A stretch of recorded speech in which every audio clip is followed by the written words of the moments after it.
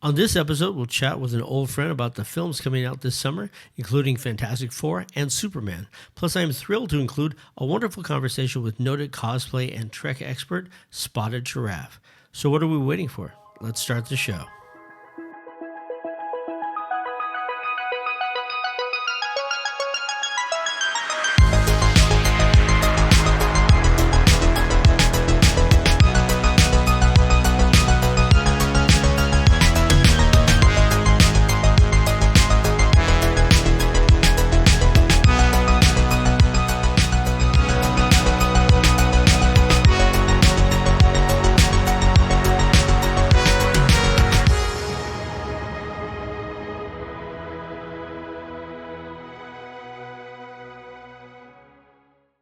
Welcome to Wocket Launch. I hope you're doing well wherever you are.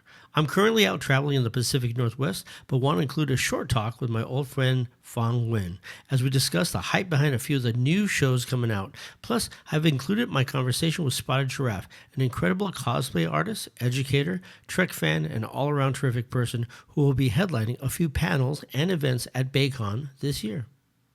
My 5 Favorite Things segment will return next week, where we'll also be sharing an interview with Catherine Mary Stewart, who played Maggie Gordon from one of my all-time favorite sci-fi films of the 1980s, The Last Starfighter.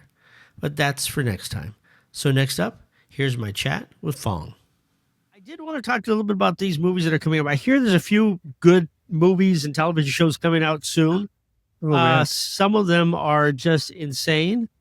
I've been looking at everything from a Prime Video sneak peek trailer of Superman to Japanese trailers of Superman to honestly, if I could find some Superman footage, but this initial trailer that came out was just outstanding, and I was simply surprised at the quality of it, and also what the feelings were for what I was getting from it. So I was really curious. What was your general takeaway? You know, it took me a couple times through to really start processing it. I think the first pass, the first impression I got was it just made me happy. You know, the colors are bright. You know, Superman's doing good things. You know, he's not kind of in a dour way. You know, he seemed like he was cool being Superman. I mean, frustrated about certain things, but that's life, right? You know, they talk about the fact that it's being built around All-Star Superman. It's just an incredible graphic novel. I love that one. Yeah. And what I liked about All-Star Superman, it made Superman not just this. He wasn't this iconic, all-powerful being. He was, he had faults and there was issues and there were problems. And he recognized some of the things that he had to deal with. And I think that's something that's happening here is we're seeing both the positive and the negatives. I think the first time I saw Crypto, though, I think I lost my mind. Yeah. Because that was the first time we've ever seen a live action Crypto. Yeah. And the extended clip showed Crypto acting like a dog. Jumping on him, goofing around, right, not doing what you want him to do all the time. Yeah. And so I'm pretty excited about all these possibilities, but I think I get the sentiment. I mean, I think the first thing that I took away from it felt like the story was more about hope. And one of the things that I always looked at with the Man of Steel film and the Justice League movies and all that stuff was the fact that there's this kind of dour, kind of depressed guy who somehow went from working on a fishing trawler to becoming a world-class photojournalist or journalist. But he always seemed to be upset, or he felt like there was something heavy hanging on him. And I just didn't understand that. Well, I mean, he portrayed that, but then they never really gave him they tried to make him. They did the whole not knowing where it came from sort of thing, but it was all very kind of rote. It didn't feel as earned, I would say. Sure. It just felt very far away from that particular iteration of the character. He was just sad to be sad and broody to be broody. Well, I think part of it was also the fact that they were going to try to take him on a trajectory over a series of films and change him. But the problem with it is the fact that it's as if there's not a collective psyche. Like, we don't already know who he is. Like, I don't need to see another Spider-Man. I don't need to see a spider bite Peter Parker. I don't need to see that. We know that. Yeah. And if you don't know that, why are you in that movie theater? It doesn't make any sense. But I also don't need to see Martha and Martha Wayne get killed in the alley in Crime Alley. Yeah. I get it. Batman's going to be Batman, but you know what? I don't have to see that. So part of it is the fact that I feel like, and they've all done that to a degree where they kind of like try to rehash as much as they can. One of the things I really appreciate about this is the use of music. There's a sonic element that has been so amazing because it plays homage to the John Williams theme, which is so iconic. Yeah, no, you can't touch that one. I mean, that's but at the same time, Star Wars and Indy, you know, which is all John Williams, right? Yeah, oh, right, yeah, crazy. Yeah. So, but the thing that really surprised me is how they're using elements of it. There's one thing. I listening to somebody talk about the trailer, and there's a point where you hear something familiar, but you don't know why it's familiar. There's this one piece where in the original Superman theme, the big boastful theme, you hear right? Get used to it. It gets you pumped up, right? The build up. What I heard the same thing, but I heard that with drumsticks. And you don't even, it's almost imperceptible how they're bringing in flavors and coloring from the original themes and kind of putting it into something new. Yeah, because it still gives you that feeling. I mean, such an emotional resonance to that. Oh, I mean, I think everyone knows that even if they haven't seen the old movies, they know that theme, right? It's just feels like the character. It's like their underwear. It's comfortable, right? One of the things I appreciate the most about this iteration of Superman, I hope it starts to pan out through the rest of the DC stuff coming through, is that they trust the audience enough to not have to rehash that stuff anymore. All the old DC stuff you just had to do it, and it just felt like a formula that they didn't trust people to know that enough or to be able to feel for the main characters enough unless they did that. Now I feel like that everyone's kind of grown up with it, and so you trust the audience enough to if they haven't seen it, that they'll go back and check it out afterwards. But they don't need that to be. You need people to be smart enough to be able to. You have to trust your audience, and I think that is something that is. And I think that we get a little bit of that from Guardians of the Galaxy in the fact that here's a bunch of characters that were not known really well. Yeah. And James Gunn was able to take them and allowed them to flourish a little bit by them slowly being revealed on screen. But we didn't know about about any of the backstories, like, our favorite raccoon's backstory about his life and all until the third film. And then it destroyed everybody. I don't think they were walking out of that like feeling like they didn't get ripped apart and then put back together again, just like Rocket did, right? And you felt it, which is incredible. And that's the thing, is that from the Superman robots with Alan Tudyk voicing robot number 4, I think it is, to characters that are not known very well, like Metamorpho, or great. Who looks like a from a comic book. Yeah. But also you got Hawkgirl and Guy Gardner. Oh my God, that haircut is so good. Yeah. I did have, that was just amazing, because they could have gone anywhere with that, but to be comic accurate with Guy Gardner's, and with Nathan Fillion too. I mean, he fills those shoes pretty well. It's so perfect. It really is. No, I have high hopes. I'm going into it feeling pretty good. They have all the pieces. We'll see how it comes together, right? Yeah, I think they have a fantastic Lois Lane. They have a terrific Lex Luthor. I also think what I'm really appreciative about it is that what we've seen so far is kind of a look into James Gunn's point of view.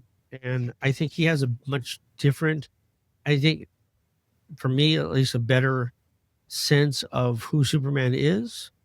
And I think it's in keeping with, building a DC universe that actually makes sense.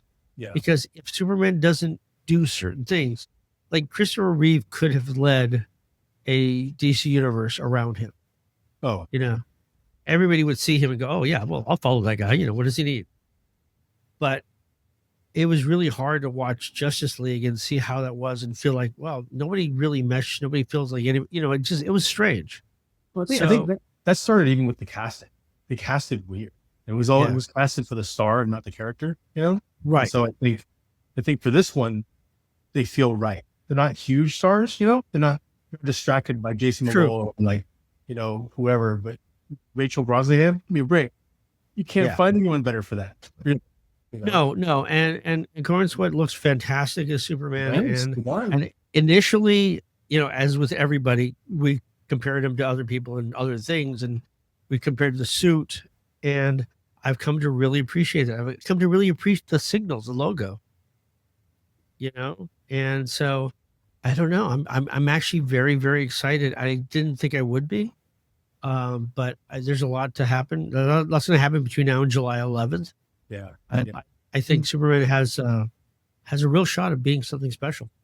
Yeah, I mean, even I know that there's been some buzz about like, you know, reshoots and new composers and new editors and all this kind of jazz at the very end here, but we'll find out. Just a few days later, we're going to get a glimpse at the first family of Marvel, the Fantastic Four. I've had this conversation with many people over the years that the only reason the Fantastic Four has failed to this point was the fact they weren't doing the traditional original Fantastic Four, that it was not from the 1960s with the retro futuristic feel, and it wasn't a family. And so when I read that they were going back to basics, that really changed everything for me. And I got excited when I saw Herbie. It looks the part. The visual design and kind of the production design just looks incredible. I mean, yeah, that whole Jetsons retro future look is Exactly there, man. It looks awesome, like to the T, you know. And it looks different enough from like standard Marvel fare where you're like, oh wow, okay, right. you know. I think the caliber of the performers that they chose for their roles are super high. Yeah. I have to say, the guy, now that I've seen footage of him saying stuff and doing things, the guy who's playing the Human Torch absolutely reminds me of a young Robert Downey Jr. If you go back and watch the trailer clip and you see him talk, think about young Robert, because it's from the way he talks, little asides, and the way he looks. You'll get that, and I think audience will see something really special that when the film comes out. I like that guy. My daughter just did a rewatch on the season 4 of Stranger Things. Right. And he was certainly one of the standouts on that one. So I'm excited to see his Johnny Storm. Well, and that's the thing, is that just in general, everybody in this particular film, the caliber of the performances, I mean, there's almost an expectation it's going to be really that good. And then on top of that, I get the original Galactus at full size. Awesome. Yeah. Walking through the streets of Manhattan. Did you see that popcorn bucket? I did see the popcorn bucket. Oh gosh, a Galactus-sized popcorn bucket. I mean, how are you going to watch the movie, right? You're that number. You have to wear it and eat around it. Eat around it. Yeah. $80. I don't know, but it's pretty cool. Hey, right? You can eat popcorn the way Tom Cruise eats popcorn. It's a whole other thing. But Fantastic Four, I see the vehicles and I see the costuming. I also like the fact that we're not starting with, hey, how did they become the Fantastic Four? They are the Fantastic Four. Yeah. And that's a huge difference, because I think that in and of itself gives us not just a different sense of who they are. The world knows who the Fantastic Four are. And we'll get a Baxter Building. We'll get all the things that any good fan knows about already. It's in place. Yeah. Now tell me a story, and they'll hint back on how it all happened, how it came together. So what is your favorite thing about the Fantastic Four trailer? What is the favorite thing of the film, what it looks like? Certainly the visual design and kind of how everything looks. And all that kind of the old goofy stuff, like the Fantastic Horror. Come on, like in the modern day, it might seem a little goofy, but like stick it back in a retro future alternate universe, and it's awesome. It looks really cool, and the Thing looks great. I mean, he looks really, really good. It's the first time he's looked great. I mean, Here's the thing: the thing has never had the eyebrows Yeah, the big, that he's. like massive brows. Yeah, And the thing is, but they're functional. They move a little bit, and they have to be there. And when they're not there, all of a sudden it just doesn't look right. And this, and it starts with a very Kirby-esque original kind of like, this is how he's always looked. Yeah. But also it was just the idea of like, it's also the way he moves and the sensibility of, coming down Yancey Street because it's clobbering time and all that stuff. Yeah, I can't wait for that one to get delivered. That'll be fun. If you hold that like big tanker. Yeah. Oh yeah. It's very, very good. And Sue looks amazing. I think one of the things that now that over the last 25 years, we've seen Sue's powers in the comics become so powerful. It's something that things are happening, but also they hint to the future with possibly the birth of Franklin Richards. And all that. They've shown clips of him already, right? I know. And so I don't know. Is it Franklin or is it somebody else? See, I don't know yet. I don't know yet. But what I do know is that I think they're delivering something unique. And I think the other part of it is the fact that it was powerful the way they set it up to present it almost like a retro. Like the very first trailer opens up in almost a 4x3, like almost a porthole fashion, and expands. And literally you're entering this whole world that's a little bit different, a little bit more. It's fantastic vision, right? What it is? Yeah, vision. Yes. I used to love that when the Ray Harryhausen movies would say Dynavision or Dynamotion, and they would like, and whoever the producer was of the day, they would just change the name to whatever they wanted, But it was pretty incredible. Yeah, I think it's a really clever way to bring in a lot of like kind of old school stuff and make it fresh again, and not make it seem campy or anything, but really make it new, Well, I think that's part of it, is the fact that the revised newer versions of the Fantastic Four that they tried out all try to use like the Ultimates version or some other version of the Fantastic Four that required the characters to be younger. And right there, it doesn't work. If Reed Richards is a young guy, he doesn't have the smarts. He can't be the smartest man in the world. And there's no reason for Sue to really like him because he's, because Ian Gruffolder and all the other people that played him they played him as kind of like swarmy, kind of like, he was just not likable. And I think Pedro Pascal offers an alternative that I think will be unique. I think people will look at that a little bit differently. The other thing I was going to ask you about was the whole thing with Star Trek and Strange New Worlds on television. We've had a long wait between season 2 and season 3. Which on that cliffhanger too. And a huge cliff. And this was it's just like the Borg cliffhanger. Yep. And with Picard and Fire to be continued. Mm-hmm. But that said, we're also dealing with the fact that the quality is so much higher. The special effects are so intricate. And the fact that they're in the middle of shooting season 4 right now. What was your thoughts about the trailers initially when you saw the season 3 trailer? I was torn because on the one hand, I've seen too much. And then on the other hand, I haven't seen enough. I want to see more, but I absolutely love this show. It's really one of my highlights for, kind of current Trek, It's really a great kind of faithful iteration of the brand, It's interesting because even though things where I would go, well, that doesn't work because of this other idea of what my brain tells me it would be. Then I think about it and go, well, no, like this iteration of Spock is not the Spock that I knew and grew up with. This is not Leonard Nimoy. This is not him being stoic all the time. Right. There's still so much humanity into it that he's exploring himself, trying to figure out. He's great. In fact, is awesome. He does such a good job. He's really good.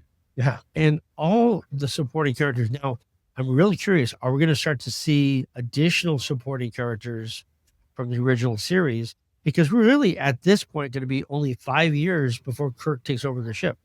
Yeah. So what's going to happen? You're along for the ride, even though you know what's going to happen, you're still along for the ride, right? Exactly. And that's why, it's funny you said that. Right. You felt like you saw too much already, but you want to see more. Yeah. And the fact of the matter is, they've been really good about showing you things and making you think, I know what that is. And they did it last time. And I went, oh, I see where they're going with it. And it was nowhere near, the whole last episode. I didn't see it coming. I didn't see the way it came and the way they put it out. Oh, yeah. And it was so devastating. And so I'm really curious where we go from here. And who dies, who lives, all that stuff. That's part of the fun, right? You know the end, but the storytelling on the way is so good. The characters are so rich. All the new people they're bringing in, and all the new old people that they brought on. I mean, it's just a fun ride. And again, back to kind of visual and set design, the Enterprise looks freaking awesome. Like the interiors and Yeah. the race. I mean, come on. Well, using the whole, as they call it, what do they call it? The holodeck. You never know what that was. On the behind the scenes stuff, I see a picture. There's a note on the wall that says, "What happens in the holodeck? Holodeck stays in the holodeck." Oh, that one. But that whole engine room is completely just, they turn it on and it's there. It's physically, you feel it. It's amazing. That, along with the general set design of everything, has been just remarkable. They really kind of blended old switches and lighted buttons with new displays, and it all just, I don't know how, it just works. It melds together so well. But do you think they get 5 years? Well, they're shooting 5. They're shooting 4. They're supposedly greenlit 5, and with all the upheaval around Skydance and Paramount, I don't know, but yeah, that's hard. I think that's the hardest part. I'm really curious, about some of the new things that are coming out. I know that Started Fleet Academy, the pedigree of the performers and the Oscar winners alone and the Oscar nominees that are in it, plus some of the other things. I mean, I'm real excited about to see what they do with that. Yeah. I don't know what they're going to do with it, but I'm curious. Yeah, I was not, when I first heard about it, I was like, I'd rather see the Legacy? Legacy. Yeah. But we'll see. I don't know. I mean, no reason they couldn't do both. If you are going to be looking at the box office numbers a couple weeks towards the end of July, who's leading out? Fantastic Four, Superman, who's doing better? If I had to bet on it, I'd say Superman. Okay. I think for me, it's an easier sell, Here's the thing.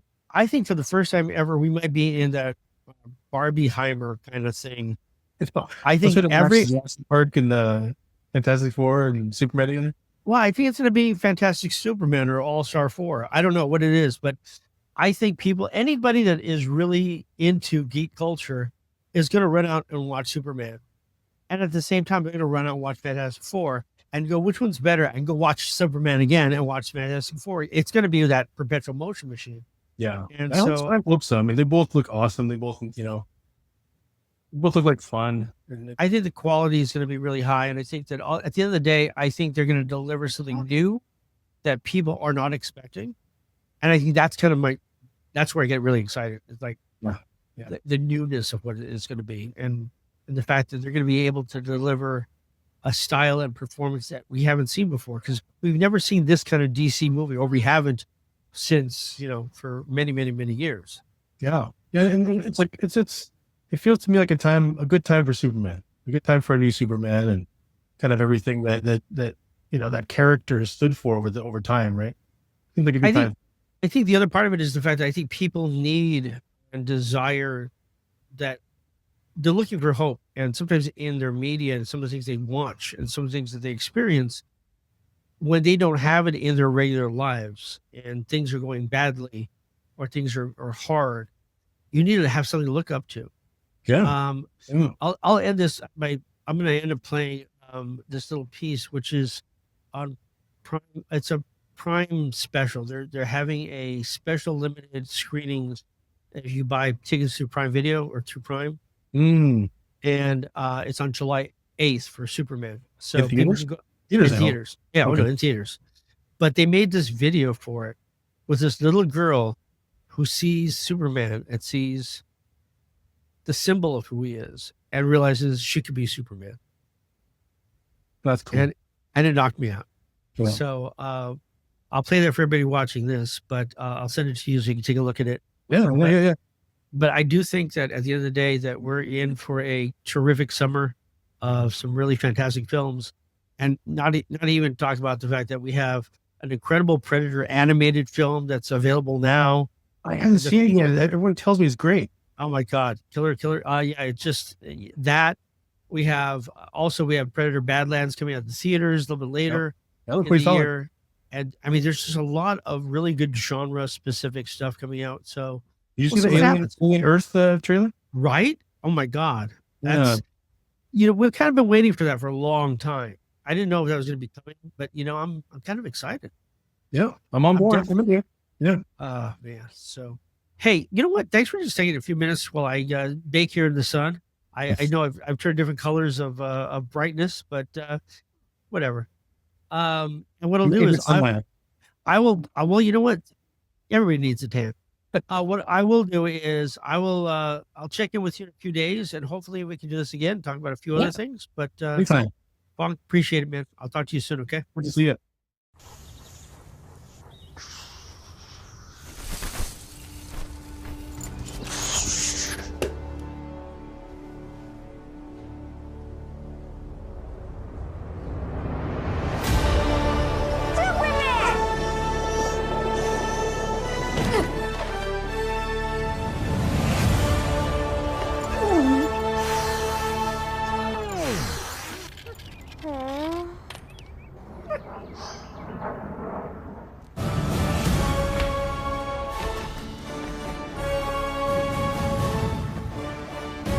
This isn't just for Superman!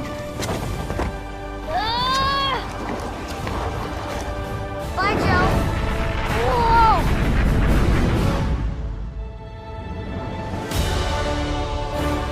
Prime members, see Superman early in select theaters July 8th. Buy tickets at Amazon.com/Superman.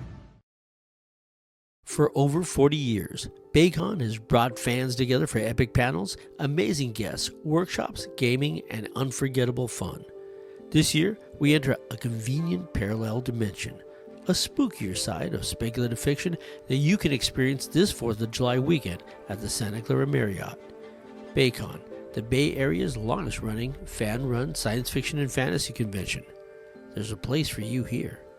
Visit baycon.org for tickets and more. BayCon is one of the longest-running fan-run sci-fi and fantasy conventions around, and we're privileged to be able to talk to one of this year's guests of honor. You may know her as one of the hosts of the amazing Strange New podcast, but that's just the tip of the iceberg. Here is my interview with Spotted Giraffe. I'm just thrilled to be able to take a few minutes and talk to you about this and talk a little bit about you and about what you've done. First off, I have to know where does the name come from? Because everybody must start with that. They have to ask, right? You're the first person who ever asked me, believe it or not. Really? Yeah. Well, people usually ask me, is that your real name? And I'm like, I mean, as real as a name can be. But no, very, very funnily, I started on Twitter 17 years ago, and my handle was Lyrical Giraffe because I love opera, and my father is from East Africa, and my mom always called me a giraffe. I always loved giraffe, and I didn't know what to put, so I wrote this. And then when I started being more active in fandoms, people didn't know my name and just started referencing, giraffe. And then it just become a thing. And my name is not a secret, but now everybody calls me Giraffe. So it is my given fandom name. But I'm really thankful for that nickname because, how many giraffe do you know? It sticks. Yeah, no, it works really, really well. I love it. Absolutely love it. And it's so funny because I'm always looking. I always think about how somebody gets their name and what they put together because we usually have zero control. It's kind of fun to when you actually have some control over all that. Being able to say, "Oh, you know what? I like that. That's what I'm going to go by." You've been in the world of fan for years. You know what you like. So tell me, where did it all start for you? I think it started very young. It's funny because I was talking about this with a friend today. My mom has always watched TV. She has always watched The X Files or Buffy the Vampire Slayer, Stargate. And I was a teen and I would watch with her and we would read books. And it was kind of a bonding moment. And I always loved watching the shows with my mom. We didn't necessarily like all the same show, but it was our thing. You know, on Saturday we watched 3 episodes of whatever was on TV. I grew up in France, so fandoms were not a thing. I think it's a very recent phenomenon in Europe, and I think I became more part of a fandom when I moved to the US, because in Europe it's more what it used to be. I'm old. It used to be more something that, you know, people would like, but it would not inform your way of life. It would not inform necessarily everybody that you would hang with, like it is here now for me. I think I've always been a nerd without knowing I was a nerd, kind of. And I think my fandom of heart became quick Star Trek, because it was the show where I could see myself on the bridge. And I was always fascinated by Uhura, and I always wanted to be Uhura, and I wanted to see more Star Trek. So when I moved to the US, I was really happy to see that there were so many people that were into Star Trek also. And once I knew English, you know, it opened even more gates with being able to read the books that were not translated in French, being able to also read all, you know, the fan stories that you could find, the fanzines and so on, that I could not have access to when I was, you know, speaking only French. Wow. I mean, that's going to be almost overwhelming. There's so much content that we're out there that's going to thrown at you. Look at all this that's available. Yeah. Which is obviously the worst part is, you know, it's not good for your pocketbook.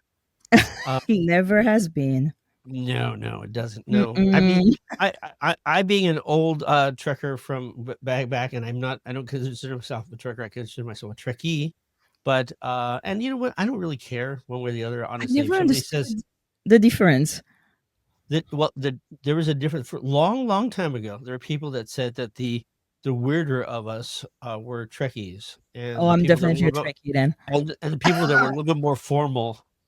And the funny thing was, I loved it in the first round of reruns was when I saw it, Mm-hmm. and at the same time, there was a guy named James Blish that would write a novelization of every episode, and they would put them on book form. So it'd have, like, one book would have 4 episodes or something like that. I don't. I It's been think a I have long some time. of those here.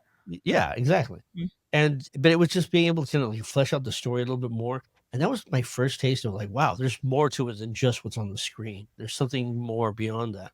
And so for me, it's always been about what else can I find out? And whether it's Star Trek or Stargate or Star Wars or, going on Doctor Who, on and on and on. I don't really have a fandom that I really don't at least put my toe in and kind of like explore a little bit. But it always comes back to things that are a little bit more from a practical side, what you said. It's about, here's something that I want to get to. Here's something I want to be part of.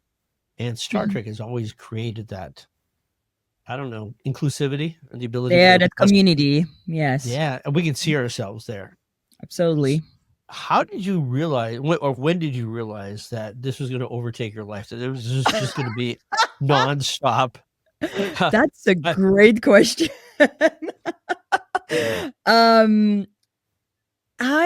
I don't know. Many people, many friends, podcasters, cosplayers, they ask me, well, how did you end up to like be chosen to go to con or interview people or do all this, be on stage?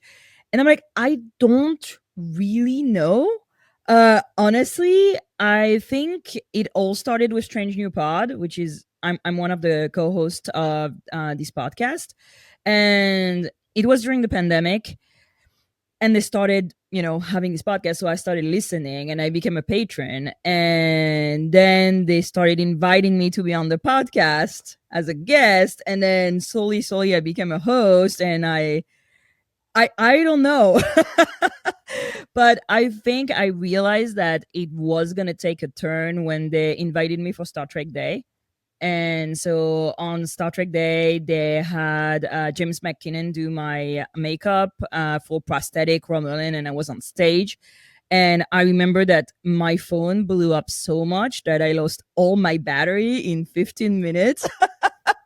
And that's where I realized I was like, oh, I'm being recognized and appreciated for what I bring to the fandom, which is maybe a different voice and a different perspective on thing.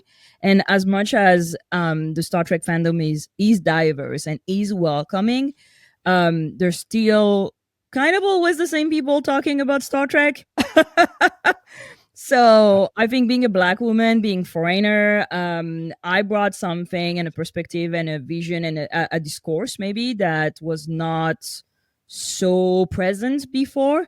And that's where people started, inviting me, talking to me, recognizing me, and slowly, things evolved from there, I think. But I'd say Star Trek Day, yeah, that was my realization.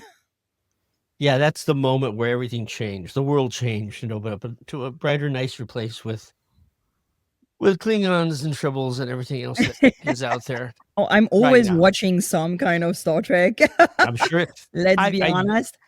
You're singing to the choir. This is exactly, and that's the thing is I'll have a movie on. I'll be what I can't tell you how many times I've let Prodigy run through its course, the whole thing from beginning to end. Yeah. Or now with the sad news that Prodigy will be leaving Netflix. That is so depressing. And buy Blu-rays, buy physical media, everybody. Yeah, if you don't have a Blu-ray, this is the time to get it. Absolutely. But Prodigy specifically, I found Prodigy to be one of the best and most authentic versions of Star Trek in years. And I'm kind of curious about your take on Prodigy and what it brought to you. What did you think of Prodigy? So I love Prodigy. It's my show of heart because it's also a show that I've been here since it started. And so I've reviewed every single episode. And also I am friends with people who make Prodigy. So I have so many different and different attached to that show. And the fact that these friends make this show and pour their heart into it when it got taken out of the air, it was really hard for me.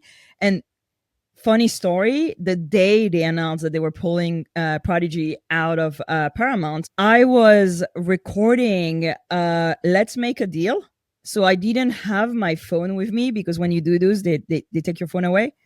And I was dressed as a Prodigy character. So I was in cosplay for Prodigy, shooting something on CBS Viacom. And I come out of the thing and I check my phone and I had so many messages of people telling me, have you seen? Oh my God, they're pulling Prodigy out of the air. And I was like, well, I hope it's gonna, they were still making season 2. So I really wanted to see this season because I knew how much they were working on it. And then season 2 got released in France. So I got the opportunity to see it before everybody. Oh, that's very nice. And to talk with a lot of French Trekkies and to review those in French also, which was an interesting entrance to a season because, translation is always a bit fuzzy. But yeah, I think it's a show that has so much potential and has so much heart and is so beautiful, so beautifully crafted by people who truly love Star Trek. It's really a shame that we won't get to see those 2 seasons on streaming, and also that we don't get a season 3 because they were off to good things. Yeah, no, the expectations of what else could be there was just amazing. And I mean, for me, it was always this thing about how in the 80s and 90s, it was always about Americans never really appreciated animation for adults. There was always the thing where it was like, oh, it might be good, but you know what? I don't want to take my time. There was very few things that were out there.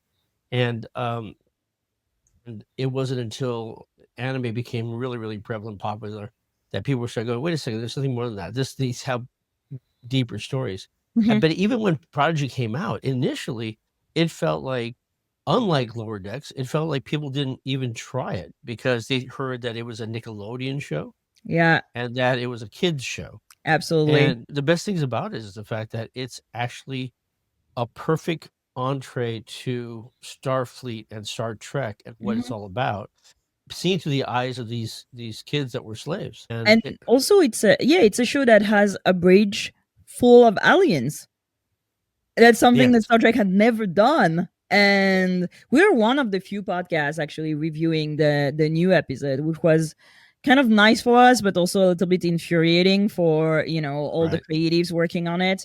But I feel people slowly got on the train and started appreciating Prodigy more, especially when, they couldn't get season 2. Then suddenly everybody rallied, they flew the plane.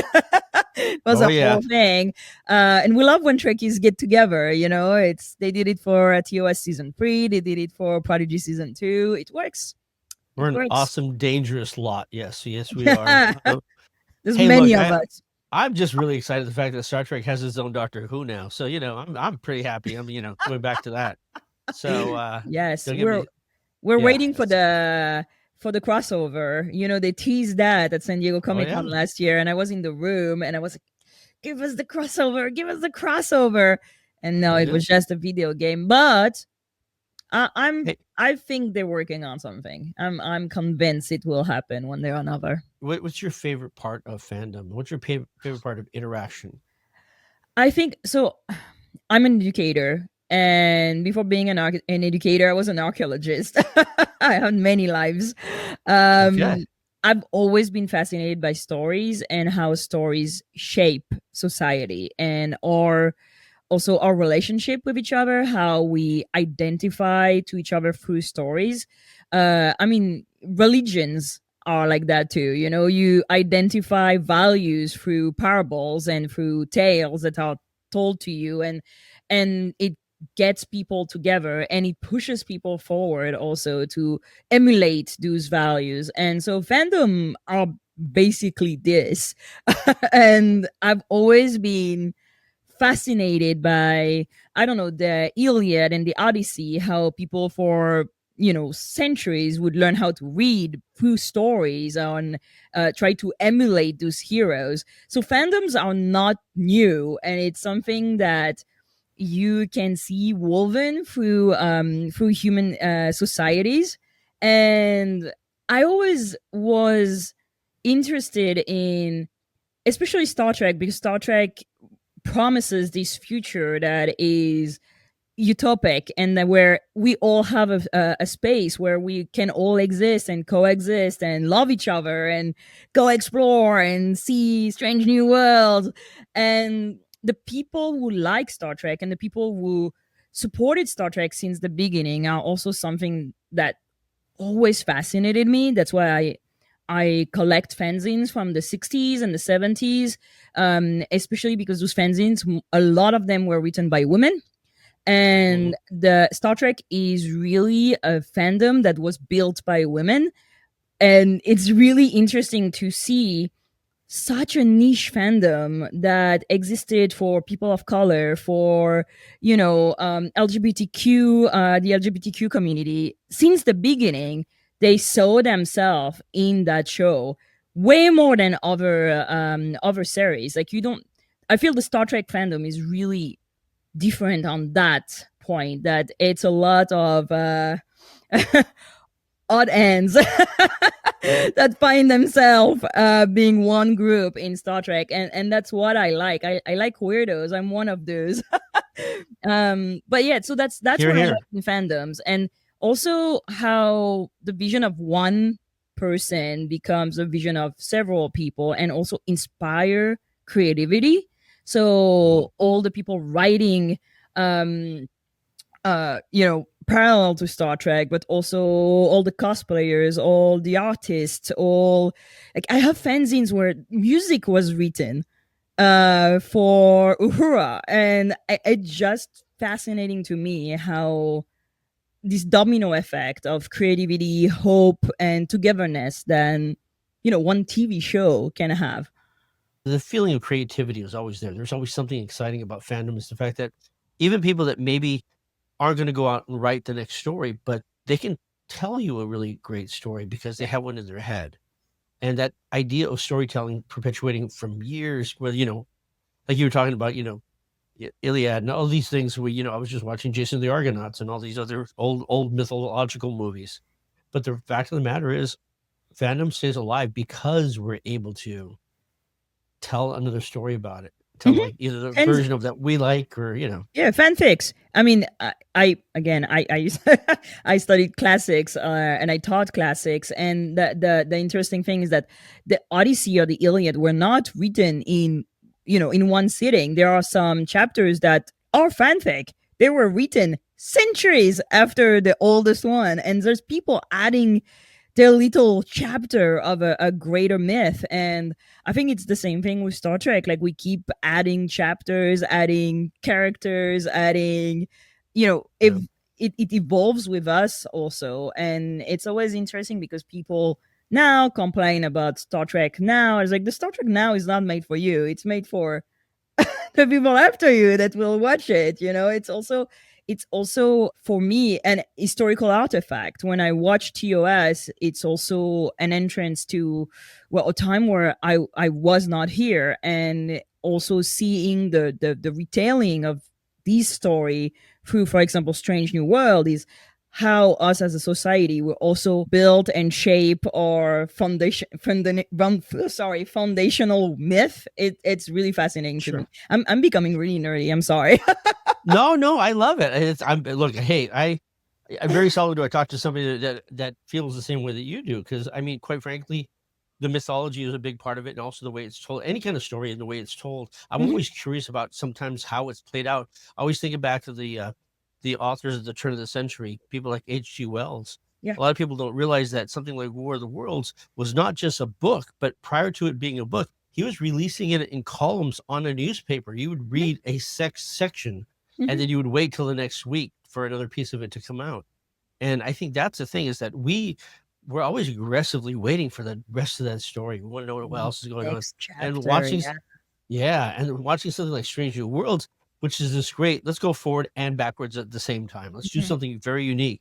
But let's tell something that whole, because there is a lot of information. We just didn't have anything. We knew there was a Robert April somewhere, and we knew the bad stuff that was going to happen to Pike. What we didn't know is how big Pike's hair would be, which was the bigger surprise. But we just never saw that interaction of what he was. And almost immediately when we saw him on Discovery, he was somebody that we all went, whoa, wait a second. We like this guy. We respect this guy. We want to follow this guy. And, that was always my feeling with Captain Kirk. And then later with, Jean-Luc Picard and especially with people like Benjamin Sisko. There's a few people that you want to go into battle with, Yeah. But Pike is presented a brand new, character. And it's kind of nice to be able to have so many unwritten elements of him that we're learning something new every time. And I think that, there's always the character that you want to emulate, the character that you want to be. But I often say, I don't want to be them. I want to make sure that they can exist in the future. So also, it's a guidance on what I believe and how I shape my life, that every step I take is to pave the way to Uhura being on the bridge, for example. And I think it's important also that, yes, it's a fake future. We don't know what the future will be, but it's also us shaping the future now with the decision we make, with the policies we put in place, and with the content that we put out there also. So I think it's fandoms are pretty important in my life, I would say. No, it makes perfect sense. I always get that, people talk about different this versus that. And for me, it was always the fact that with all the other fandoms, there's nothing wrong with any of them. I love them all. But with Star Trek, it was always a question of, can we help shape that to happen in the future? Yeah. And that was the one thing. I mean, I'm not going to build a lightsaber. I'm not going to have, the ability to do magic. There's all these other things that I can't do that are not going to be part of it. But when you see like the story of Nichelle, for her to recruit as many people as she did into NASA and all these things that she did, she actually moved that needle down a little bit further and said, "Look, I can be part of that future." And that's such an amazing thing. It's like there's a lot beyond just it being fandom. It becomes a reality if we're smart enough to work towards it. I mean, right now we're not that smart. We don't vote very well, but that's a whole other thing. I don't want to get involved. I don't vote because I'm a foreigner, but it's also like human progress is not a straight line. It never has been. You do 4 step forward, 2 step back, 5 step forward, 4 step back, and but in the end we do take step forward. And I feel that very often we get lost into the too much information that we get, and we I won't say that, like, for example, defunding the science, for example, is definitely a step backward to go, and we're not going towards Star Trek by doing this. Right. But the US is not the only place in the world. There are a lot of other places where a lot of people are doing a lot of good things. And the European Space Agency still exists and is also doing great work. There are scientists all over the world. There are, people who have believe in scientific progress and human progress. These people still exist everywhere. And always focus on the saviors, always focus on the people who are doing are bringing a little bit of good. It's important to keep, I know that for me and for my well-being, it's important that I focus, especially when I go to conventions and I meet people. I always say, I want to be out there and bring joy and bring something good, something that people will come and have fun, and it will be maybe just a small parenthesis in a year, a month, weeks of struggle, but at least it's something. It's a few days, it's a few hours where we can, focus on something good and something positive. So when did it become important to establish cosplay as a big part of your fandom? That's another very good question. I'm gonna say that the whole interview. I've always loved costume, clothes, fabric. It's always been a big part of my life. My great grandmother was a mercer, and so I grew up in buttons and ribbons and trims. And my grandmother, everybody, her generation, she would, help fix our clothes and so on. In my French grandmother. And one day I think I was 5, I was in kindergarten or something like that. And it was carnival and I wanted to be a princess. And she's like, okay, we're going to make a princess dress. And we made it together. And I was like, wow, I can make the thing I wear. There you go. And from there, I've always made my, not all my clothes, but I always made clothes. And I think that cosplay came late to me as a realization. I was like, well, I can also make that on TV. Wait a minute. And I started here. I started in the US. I started, I'd say 6 or 7 years ago. I've always, made costume for Halloween.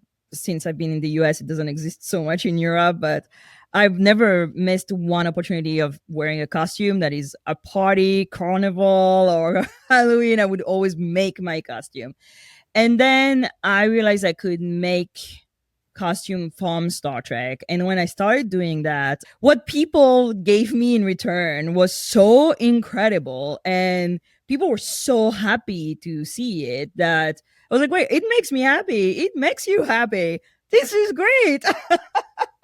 So I started doing it more and more. And now it's a big part of my life. I have another room just for my costume making, costume storing my costume. It's a part of my finances now. Oh yeah. There's got to be a realization where it's like, I could eat this food, but you know what? I could also buy this anyway. But yeah, it's that kind of thing. We have to make some decisions. No, I think cosplay in general is always a remarkable thing because there's all those different levels. The hallway costumes where it's just like a general thing, or people like me I do a lot of T-shirts. Wear a scarf. I have my Doctor Who scarf. I got this. I got that. but when I see something like your Tendi outfit, or if I see Oh, you yeah. in in a specific character, Mhm. it's something we all share. We all care about these characters. We all love these characters. And there's something remarkable about, being able to kind of hang out with other people and kind of going, we don't need a shorthand. We're already friends. If I may add, it's also a question of representation. There are more and more Black cosplayers, and there are more and more Black women cosplayer, but we're still a minority. And like in Star Trek, for example, there are not so many Black women cosplayers that are known for what they're doing. And I think, again, it's important to be out there and say, hey, I exist. Hey, you see me and I see you. And I think, well, Star Trek have always been, Star Trek convention have always been a lot of different people together, but online, on podcasts, in conversation, I think it's also important to remind people that we exist and that we're here. And sometimes it's hard, and sometimes you get like some weird backlash that, oh, that character is not Black, so you cannot cosplay that character, or things like this. But I still think that slowly being more and more present, I think also create a safer space. And I remember when I started, especially in fandoms, where very often I was already the sole woman or the sole Black woman or the sole Black person of color in rooms. Being in the room constantly is also telling people you can be in the room. You can be with me, we can be together, and you know what, I want to listen to your voice, I want to know what you have to say. And it's not always easy, but I think it's important. I think that's the projection and the presentation is important. Yes. I think that makes a lot of sense. So let's talk a little bit about going to a con, and specifically, we're talking about BayCon, which is coming up in July. And now, the last BayCon that you went to, was that your first one, or have you Yes, been going for a while? my first BayCon was last year's, Okay. and I was invited as a panelist for the STEM track, because I host a lot of Star Trek and science panels. So we did Star Trek and evolutionary biology. I was with two scientists and I was hosting the panel, and it was it was an incredible experience. First of all, some of our patrons who are in the Bay Area came, and I was able to meet them, because sometimes you you don't know people until like you actually Sure. meet them. So I was so happy to have patrons show up.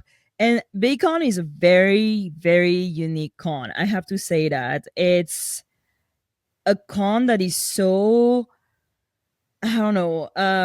First of all, it's a con who knows who they are. It has an Mm. identity and it has a strong belonging. So when you arrive and you know nobody, everybody is like, hey, and you make so many friends right away. There's so many traditions that I was fascinating to learn about. I went to so many little parties in the rooms, and I went to like so many different happenings. And I feel that I I was like in a cocoon, in very beautiful, very diverse, very exceptional cocoon of people that were like me, but also very different. So I had an absolute blast. And I remember telling Sally Rose that I will definitely be back next year. I'm bringing all my friends. We're coming back. And I've told everybody every year we're gonna go to BayCon and we're gonna start also hosting a party. It's Well, so there you many go. friends. And so All right. I was really happy and flattered and touched when BayCon asked me to come this year, because I was coming. I was gonna be there. Sure. But also one more thing I really appreciated is that this con is very open. There are so many different panels about different things. You have so many different interests, so many different things you can do. You can play games. There was this room with all the pinball machines that I found really cool. There was the cosplay masquerade. You had the talent show. You had so many things happening, and it's also open to everybody. It's a great convention. I'm so happy to be back this year.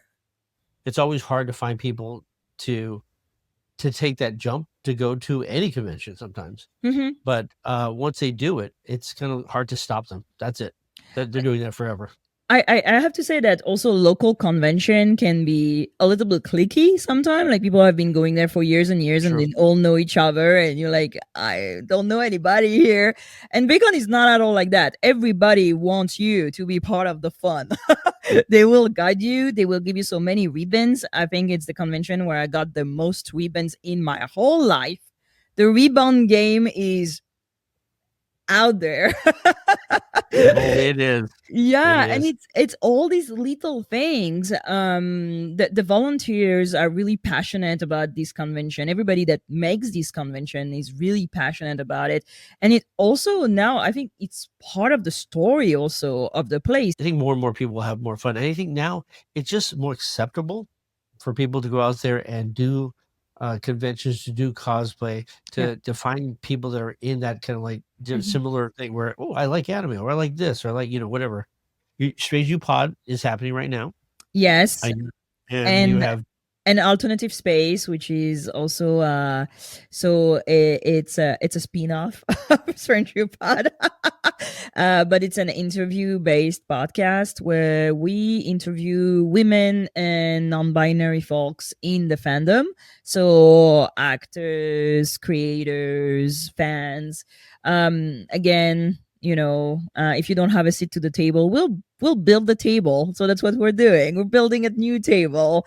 It's really fun. I've had the opportunity to talk to incredible people. I'm doing that podcast with Amy Emoff, and she's bringing pilots, astronauts, STEM STEM divas. She will be also at BayCon this year.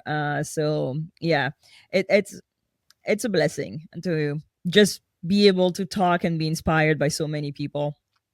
Well, without question, I think people are inspired by what you do and the ability for you to be, because, at the end of the day, again, it's so much about representation. It's about being there and doing it. And there's something really exciting about that. So I want to thank you for taking the time to talk to me. And thank you. I can't wait to see you at BayCon. Yeah, thank you for having me. And I hope to see you at some of my panels. There's one about Star Trek.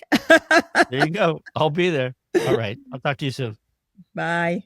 Thank you all for joining us for this episode of Wocket Launch. We really appreciate you watching, listening, and being a fan of sci-fi in general. Remember, never be cruel, never be cowardly.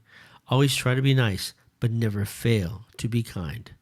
I'm Sinohui, and until next time, be seeing you.